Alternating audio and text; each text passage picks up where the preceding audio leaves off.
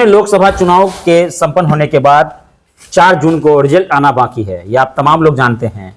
और जैसे ही अंतिम चरण का मतदान समाप्त हुआ, उसके बाद देर शाम से ही लगातार एग्जिट पोल जो है वो आना शुरू हो गया। हमारे साथ है राजकुमार झा, हमेशा की तरह अपनी बातों को रखते हैं। एक बार फिर आपका बहुत बहुत स्वागत है। नमस्कार, आपको भी बहुत बहुत धन्यवाद। राजकुमार जी, एग्जिट पोल आ रहा है, आप देख ही रहे हैं, हर टीवी चैनल का अलग एग्जिट पोल है, हर न्यूज चैनल का अलग ही एग्जिट पोल आ रहा है। जो चैनल सिर्फ और सिर्फ केवल एग्जिट पोल पे काम कर रहा है, उसका भी एग्जिट पोल चौंकाने वाला आ रहा है। आपने कहा था हम पूरे देश की बात नहीं करेंगे, सिर्फ दरभंगा की बात करेंगे जहां से आप राजनीति कर रहे हैं। आपने कहा था कि दरभंगा लोकसभा में गोपाल ठाकुर 3 लाख वोट से जीतेंगे। ये अभी चुनाव समाप्त होने के बाद आपने कहा था, पिछले बार भी आपने यही कहा था, तो पिछले बार 2.25 लाख वोट से जीते थे, बीच में भी आपने कहा कि 3 लाख वोट से जीतेंगे। समीकरण क्या दिख रहा है और क्या लग रहा है कि क्या गोपाल ठाकुर 3 लाख वोट से जीत रहे हैं या फिर भाजपा नारा लगा रहा था 4 लाख वाला, क्या वो सच होगा? बताइए। पोल पर जो अभी एग्जिट पोल दिखा रहा है वो ये चीज दिखा रहा है कि जहां भाजपा के प्रत्याशी, एनडीए के प्रत्याशी 3 लाख से अधिक से वोट से, 2 लाख से अधिक से वोट से जीत रहा है, वो एग्जिट पोल में दिखा रहा है। लेकिन आपको एक चीज और हम बता दे रहे हैं कि जहां प्रत्याशी 10 से 15,000, 20 से 25,000 वोट से जीत रहा है एनडीए के प्रत्याशी, वो नहीं दिखा रहा है। तो हमने जो कहा था कि 400 पार, ये बात सही है कि 411 सीट एनडीए को आएगी। और हम अभी भी कायम हैं अपनी बातों से कि हमारे दरभंगा लोकसभा के हमारे आदरणीय सांसद महोदय 3 लाख वोट से सही में जीत रहे हैं और हम जीत रहे हैं। 3 लाख 4 लाख वोट छोड़िए, हम अभी भी कह रहे हैं कि हम जीत रहे हैं, अच्छे मार्जिन से जीत रहे हैं। अच्छे मार्जिन से, मतलब एक आंकड़ा बता सकते हैं कि एग्जिट पोल तो आ गया है, आंकड़ा बता सकते हैं क्या है? वो तो हम बता दिए ना कि 3 लाख वोट, लेकिन अच्छे मार्जिन से जीत रहे हैं, हम अच्छे मार्जिन से जीत रहे हैं। लेकिन लोगों का कहना है कि इस बार का चुनाव 10 से 20,000 वोटों के अंतराल में रहेगा, कोई भी उम्मीदवार जीते। गलत फहमी है। अच्छा, चुनाव का रिजल्ट आने दीजिए, मेरा बात पक्का है कि हम अच्छे मार्जिन वोट से जीत रहे हैं, अच्छे मार्जिन जीतेंगे। जी। यानी 4 तारीख को कमल खिलेगा, ये आपके निश्चित कमल खिलेगा। 4 को फाइनल है, 411 सीट एनडीए को आएगा। 411 हम आपको बता दें। प्रधानमंत्री ने कहा कि 400 सीट लाना है, 411 लाना है। सरकारी और गैर सरकारी जितने भी शैक्षणिक संस्थान है, हर सभी जगह सरकारी गर्मी को लेकर छुट्टी कर दिया गया है, छुट्टी का आदेश भी आया है और शायद छुट्टी है, बंद भी है। लेकिन सरकारी विद्यालय में, अगर प्राइमरी विद्यालय की भी हम बात करें या अपर प्राइमरी विद्यालय के, वहाँ आज भी शिक्षक मौजूद होते हैं। सुबह 6 बजे से 1:30 बजे तक स्कूल में विद्यालय में शिक्षक रहते हैं, जबकि बच्चे पढ़ते नहीं है, बच्चे वहाँ रहते नहीं है।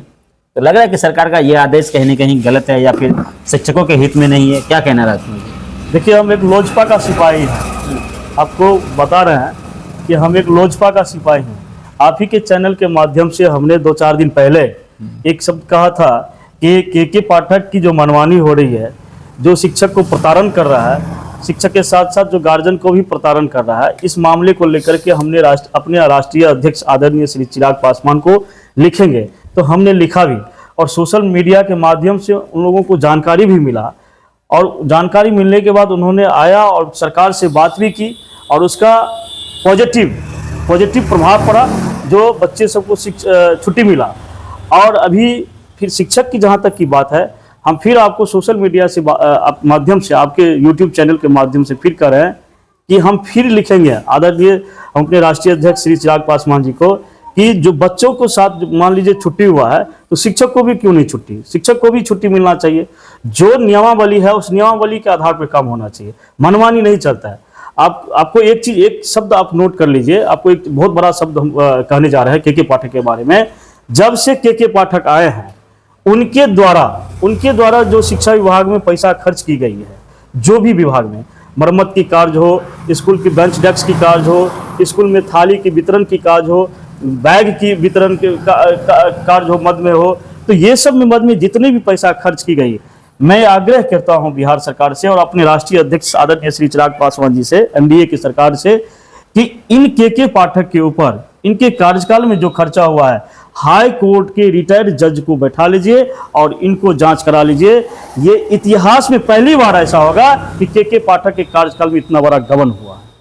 अच्छा, यानी आपका कहना है कि अपर मुख्य सचिव शिक्षा विभाग के पाठक के द्वारा गबन, उनके समय में भ्रष्ट अधिकारी है। आप उनको भ्रष्ट बता रहे हैं, वो आप ही के सरकार के हिस्सा है।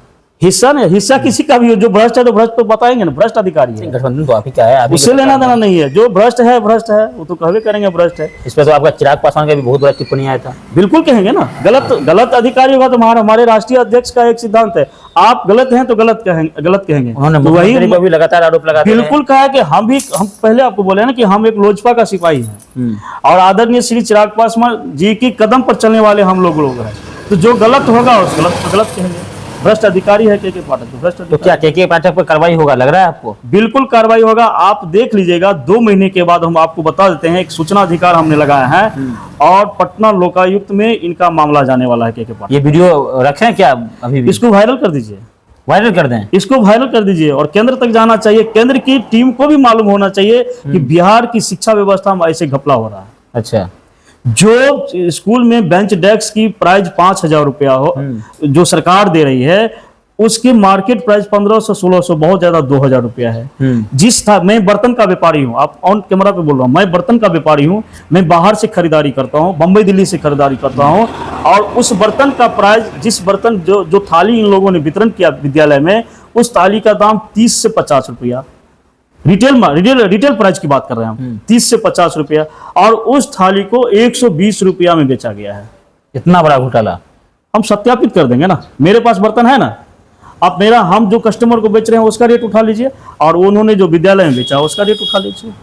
चलिए, राजकुमार झा आरटीआई कार्यकर्ता भी हैं और लोजपा रामविलास पासवान की जो पार्टी है, खास करके चिराग पासवान के नेतृत्व में पार्टी चल रहा है, लोजपा आर, उसके प्रखंड अध्यक्ष है गौरव बराम से, और इस वक्त राजनीतिक विश्लेषक के रूप में हमेशा हमारे चैनल के माध्यम से अपनी बात को रखते रहे हैं।